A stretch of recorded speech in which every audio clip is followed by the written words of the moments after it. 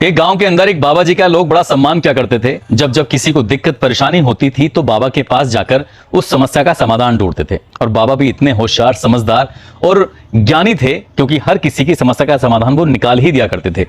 लेकिन एक दिन बाबा जी का मोबाइल खराब हो जाता है। वो गांव के एक ऐसे मोबाइल मैकेनिक के पास जाते हैं, जाकर कहते हैं कि बेटा मेरा मोबाइल ही खराब हो गया है, क्या देख के बता सकते हो, क्या तुम इसे ठीक कर सकते हो। वो कहता है कि बाबा मोबाइल तो ठीक हो जाएगा लेकिन आपको कुछ टाइम के लिए छोड़ना पड़ेगा।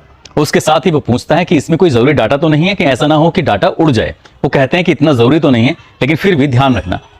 बाबा ये कहकर चले जाते हैं। मोबाइल मैकेनिक इसको ठीक करने लग जाता है और साथ ही सोचता है कि ऐसा ना हो कि बाबा का कोई जरूरी डाटा हो उड़ ना जाए। उनके सारे डाटे को सेव करके वो अपने लैपटॉप में रख लेता है और जब मोबाइल ठीक होता है तो बाबा को दे देता है। कई महीने बीत जाते हैं और अचानक ही उस लड़के यानी कि मोबाइल मैकेनिक की नजर पहुंचती है अपने लैपटॉप के उस फोल्डर पर जिस पर बाबा जी का डाटा सेव था और उस डाटा को वो चेक करने लगता है कि जरूरत तो नहीं है। तभी वो एक ऑडियो सुनता है। ऑडियो सुनने के बाद उसकी आंखें खुली की खुली रह जाती हैं। दरअसल बाबा का संवाद यानी कि बातचीत चल रही थी फोन पर गांव के एक जिम्मेदार आदमी की बेटी से। बातें बड़ी अश्लील कर रहे थे। उस बातों को सुनने के बाद वो खुद परेशान हो जाता है। उसके बाद वो अगली भी ऑडियो सुनता है, फिर सुनता है, लगातार एक के बाद एक ऑडियो सुन रहा था और उससे पता चल रहा था कि बाबा की और उस लड़की की तो बहुत सारी बातें होती हैं।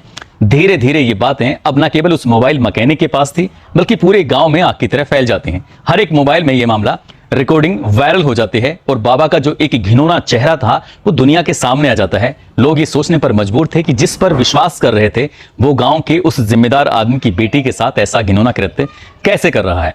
आज की जो कहानी मैं आपको सुनाने जा रहा हूं, इस कहानी में इससे भी भयानक होता है। संख्या 1-2 नहीं, 100 से भी ज्यादा बताई जाती है। 100 तो वीडियो मिल जाती हैं। आगे क्या होगा क्या नहीं होगा इस मामले की जांच चल रही है। लेकिन जिस व्यक्ति का चेहरा सामने आता है, न केवल उस मुल्क में बल्कि जहां जहां तक ये खबर पहुंचती है वहां के लोग हैरान हो जाते हैं, परेशान हो जाते हैं ये सोचकर कि जिन रिश्तों पर हम सबसे ज्यादा विश्वास करते हैं वो आखिरकार ऐसे धोखा कैसे दे सकते हैं।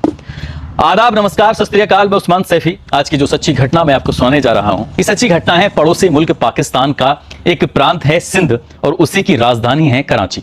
दरअसल कराची के इलाके का एक इलाका है, एरिया है गुलशन ए हदीद। बात कर रहा हूं जून 2023 की। यहां पर एक स्कूल है जो कि दिसंबर 2022 को ये स्कूल तैयार हुआ था, बना था। और स्कूल में बहुत सारे बच्चे बच्चियां जो इस इलाके के हैं वो पढ़ते हैं। बड़ी संख्या में शिक्षक, 5 शिक्षक हैं जेंट्स और बाकी शिक्षिकाएं हैं। ज्यादातर 40-45 के आसपास उनकी संख्या बताई जाती है। सब कुछ ठीक चल रहा था। जून 2023 में इस प्रिंसिपल के दिमाग में क्या आता है कि स्कूल की सेफ्टी के लिए सीसीटीवी कैमरे अगर लगवा दी जाएं तो वो बेहद जरूरी हैं। ऐसा ना हो कि कहीं कोई बवाल हो जाए और अगर से कैमरे होंगे तो उसमें वो कैद हो जाएगा, उससे उसकी और बच्चों की सेफ्टी भी बनी रहेगी। यही सोचकर कैमरे लगवाए गए थे और ये स्पेशल हिदायत दी गई थी उस टेक्नीशियन को। उससे कहा गया था कि तुम्हें मेरे यानी कि जो प्रिंसिपल के ऑफिस है उसमें एक नहीं बल्कि 2 कैमरे लगाने हैं ताकि हर एक एंगल से हम उस कमरे को, उस ऑफिस को देख सकें। ठीक वैसा ही हो रहा था, सब कुछ ठीक चल रहा था। लेकिन शकील लोधी जो कि टेक्नीशियन होता है उसने एक गड़बड़ कर दी थी। गड़बड़ क्या की थी, उसने वाईफाई का एक्सेस ले लिया था और वो अपने मोबाइल में भी इस स्कूल के अंदर जितने भी कैमरे लगे हुए थे वो अपने मोबाइल में भी देख सकता था ताकि इसमें क्या चल रहा है क्या नहीं।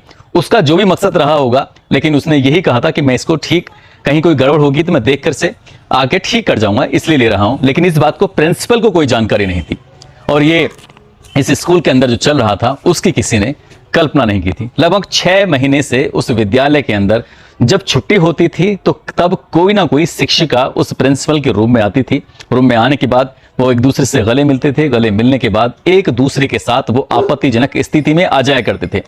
एक दूसरे के कपड़े उतारने के बाद उसी प्रिंसिपल के ऑफिस के अंदर ही वो शारीरिक संबंध भी बनाया करते थे। ये कोई पहला मामला नहीं था बल्कि लगातार ऐसे ही चलता चला जा रहा था। जब सीसीटीवी कैमरे लगे थे उससे भी पहले, लेकिन जब सीसीटीवी कैमरे लग जाते हैं तो उसके बाद शकील लोधी जो होता है, जिसका वाईफाई का एक्सेस उसके मोबाइल में होता है, वो एक दिन अचानक से मोबाइल को चेक कर रहा था। उसने देखा कि प्रिंसिपल के रूम के अंदर स्कूल की जो यूनिफॉर्म थी शिक्षकों की, शिक्षिकाओं की, उस यूनिफॉर्म को पहने हुए एक महिला प्रिंसिपल के ऑफिस में आती है। आने के बाद जो प्रिंसिपल का नाम है इरफान गफूर मेमन, और वो उसे पहले गले लगाता है। गले लगाने के बाद पहले अपने कपड़े उतारता है, फिर उससे कहता है, वो कपड़े उतार देती है। कपड़े उतारने के बाद वहां पर एक चादर बिछाई जाती है। चादर बिछाने के बाद दोनों आपत्तिजनक स्थिति में आ जाते हैं और शकील लोधी यानी टेक्नीशियन जो होता है वो एक एक दृश्य को, एक एक नजारे को अपनी आंखों से देख रहा था। लेकिन इस बात को प्रिंसिपल को कोई जानकारी नहीं थी। जो वो कर रहा है अपने उस ऑफिस के अंदर, वो बाहर कोई देख रहा है, छुप कर देख रहा है। ये सिलसिला चलना शुरू हो जाता है और लगातार ये ऐसे ही चलता चला जाता है। अब हर दिन कोई ना कोई शिक्षिका उसके कमरे में आती थी, उसके साथ वो शारीरिक संबंध बनाता था या उसके साथ उसके जो भी वक्त बिताता था। यही नहीं, जो स्कूल में स्टूडेंट होती हैं या कोई बॉयज स्टूडेंट हो, उसकी अम्मी भी अगर विद्यालय के अंदर आ रही थी तो उसने किसी बच्चे को पास करने के बहाने से, तो कभी किसी बच्चे की फीस माफ करने के बहाने से, तो कभी किसी को नौकरी देने के बहाने से अपने कमरे में बुलाता था, उसको लालच देता था। लालच देने के बाद यदि महिला उसके झांसे में आ जाती है तो वो उसके साथ शारीरिक संबंध बनाने लगता है। ऐसे ही वक्त धीरे धीरे आगे बढ़ने लगता है और आगे बढ़ते बढ़ते जब महीने 2 महीने बीत जाते हैं, उधर शकील लोधी ने लगातार उस रिकॉर्डिंग को अपने मोबाइल में इकट्ठी करता रहा और उसने लगभग 1-2 नहीं 100 ऐसी वीडियो अपने मोबाइल में कैद कर लेता है और इस बात की जानकारी किसी को होती नहीं है।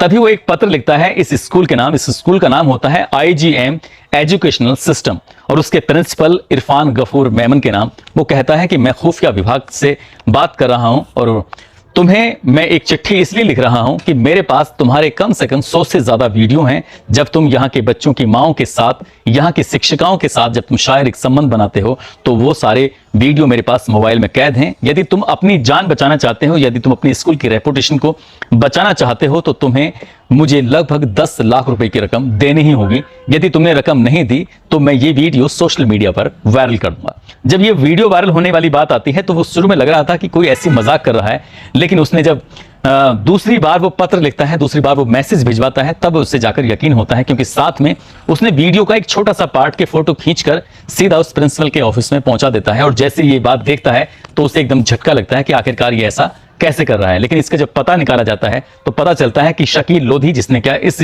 स्कूल के अंदर सीसीटीवी कैमरे लगवाए थे, वही ये सब गड़बड़ी कर रहा है। अब प्रिंसिपल अपनी इस बातों को छुपाने के लिए उसको लड़के को शायद गायब करवा देता है। अब गायब कराने के बाद इस लड़के ने पहले से ही अपने भाई, जिसका नाम मोहम्मद उमर होता है, अपने छोटे भाई से कहता है कि यदि मैं कहीं गायब हो जाऊं या मेरे साथ कुछ हादसा हो जाए तो समझ लेना IGM एजुकेशनल सिस्टम के जो प्रिंसिपल हैं, जो इस स्कूल के मालिक भी होते हैं, इरफान गफूर मेमन, वही मेरे साथ बदमाशी कर सकते हैं।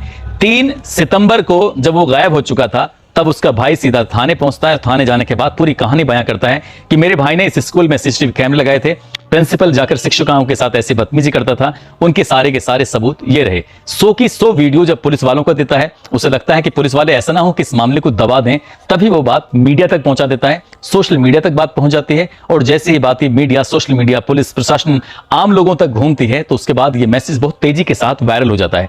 न केवल सिंध प्रांत में बल्कि पूरे पाकिस्तान में फैल जाता है। पाकिस्तान से होते होते पड़ोसी मुल्कों की भी दहलीज को पार कर जाता है और वहां के लोग जब इन वीडियो को देख रहे थे, यकीन नहीं हो रहा था कि एक स्कूल का प्रिंसिपल आखिरकार ऐसे कैसे शिक्षिकाओं के साथ बदतमीजी कर सकता है, उनके साथ गंदी हरकतें कर सकता है। बताया यह जाता है कि ये जो प्रिंसिपल होता है, प्रिंसिपल उनका पहले वीडियो बना लिया करता था और उन्हीं वीडियो को वो दिखाया करता था। ब्लैकमेल करने की नियत से लगातार उनके साथ वो लगातार शोषण करता चला जाता है। 45 शिक्षिकाओं या 45 महिलाओं, जिसमें टोटल मिला के संख्या हो जाती है, इतनी औरतों के तो नाम सामने आ जाते हैं, लेकिन उनसे ज्यादा उनकी वीडियो होती हैं जो उस टेक्नीशियन के पास होती हैं। और ये बात जब मामला हाईलाइट होता है तो कुल मिलाकर गवर्नमेंट की तरफ से ही FIR कराई जाती है। कोई भी महिला सामने नहीं आती, शर्म लिहाज की वजह से। उन्हें लगता है कि अगर ये बात सोशल मीडिया पर ये लोगों को पता चल गया, उनका चेहरा सामने आ गया, हालांकि सीसीटीवी कैमरे में उनका चेहरा बिल्कुल साफ नजर आ रहा है और वही वीडियो सोशल मीडिया पर लगातार तैर रही हैं। लेकिन वो महिलाएं, क्योंकि समाज में उन्हें डर है कि ऐसा ना हो कि उनकी लाइफ बिल्कुल खराब हो जाए, उनके घर वाले उनको स्वीकार न करें, इसलिए वो सामने नहीं आना चाह रही हैं।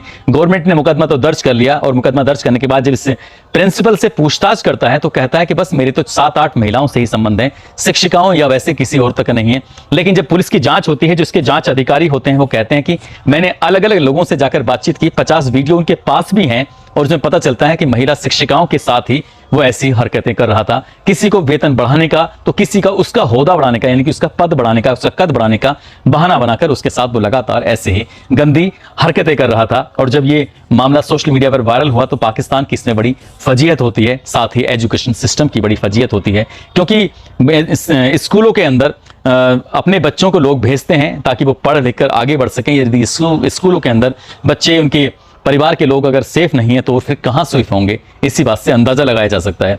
और ये कोई नहीं जानता था कि शकील लोधी ने उसका वाईफाई एक्सेस ले रखा था और वो इसका गलत फायदा उठाने की कोशिश करेगा। हालांकि ये भी बात सही पाई गई है, क्योंकि शकील लोधी का जो छोटा भाई होता है वो जाकर पुलिस को पूरी कहानी बयां करता है। यदि ये बात पुलिस तक नहीं पहुंचती तो शायद वो महिलाओं का उधर शोषण होता चला जाता। अभी संख्या 45 तक पहुंची है, हो सकता है ये संख्या 100, 200, 500 या उससे ज्यादा भी पहुंच सकती थी।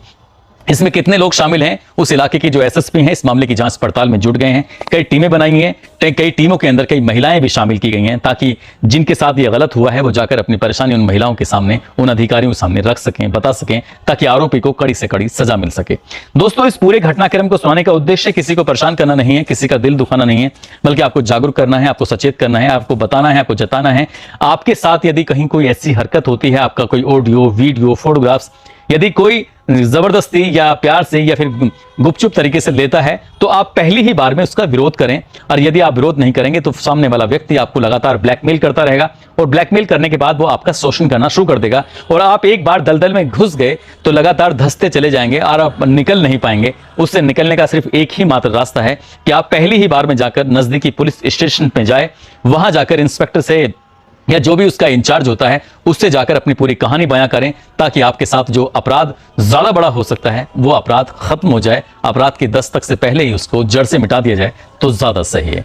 दोस्तों, जाते जाते आज सूफियान मलिक हैं, लखीमपुर खीरी के, जिनका इन्होंने साथ ही इनके अलावा जनक सिंह राजपूत, निर्भय दीवान है, फिरोज अहमद है, इकराम आलम है, फजल राव, प्रदीप पांडे हैं, वीरम सिंह राठौर, गाजी शाह नकवी, महेंद्र कुशवाहा, साबिर अली, बबलू निषाद, मोहम्मद शाहिद, मोन चेत्री, पप्पू चौहान, गुलाम सरबर, इन लोगों ने नाम लेने की अपील की थी। आप सब लोग अपना ख्याल रखें, सुरक्षित रहें। जय हिंद, जय भारत।